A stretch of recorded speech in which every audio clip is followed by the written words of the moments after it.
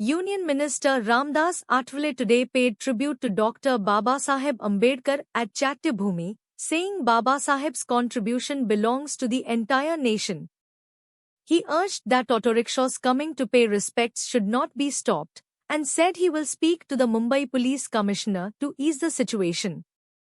Athwale added that casteism must end, and every child, regardless of caste or religion, should get education.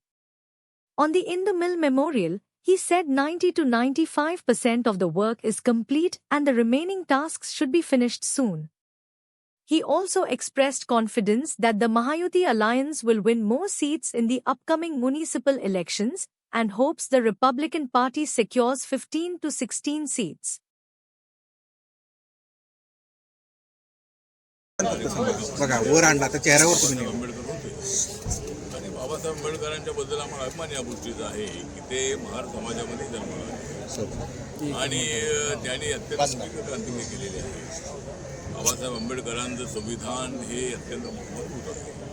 आपल्या देशाचा नेपाळ होऊ शकत नाही, श्रीलंका होऊ शकत नाही, बांगलादेश होऊ शकत नाही.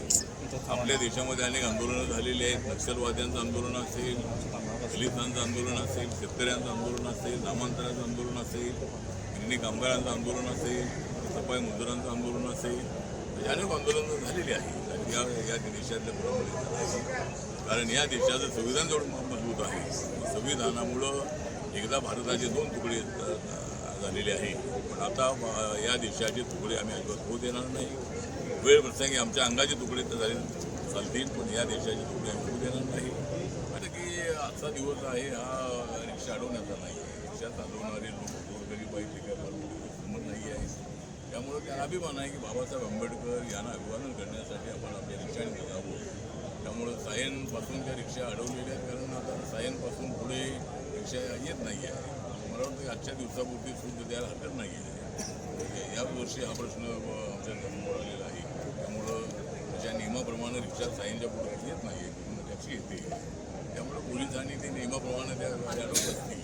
पण मला असं वाटतं की राज्य सरकारने ज्या पद्धतीनं ट्रेन या ठिकाणी सोडलेली आहे, व्यवस्थित सोडलेली आहे, त्या पद्धतीनं रिक्षांना आजच्या दिवशी मला वाटतं की झेंडा लावून आलेली रिक्षा असेल त्याला परवानगी द्यायला हरकत नाही. नक्की मी त्यासाठी स्मारक देणार आहे.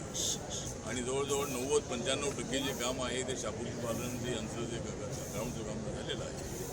दुसऱ्याच्या कामाला थोडासा वेळ लागतो आहे, कारण काही टेक्निकल अडचणीमुळं राम सुतार यांना ऑर्डर देण्यामध्ये आणि त्यामुळं ते जे काम आहे ते अत्यंत उत्कृष्ट झालं पाहिजे.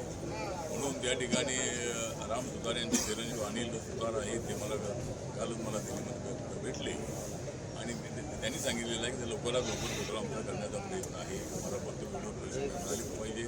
त्या दृष्टिकोनातून मी MMRDAशी बोलणार आहे, त्यानंतर शाबुली पालन बोलणार आहे आणि लवकरात लवकर तो पुतळा आहे. हा पुतळा जवळजवळ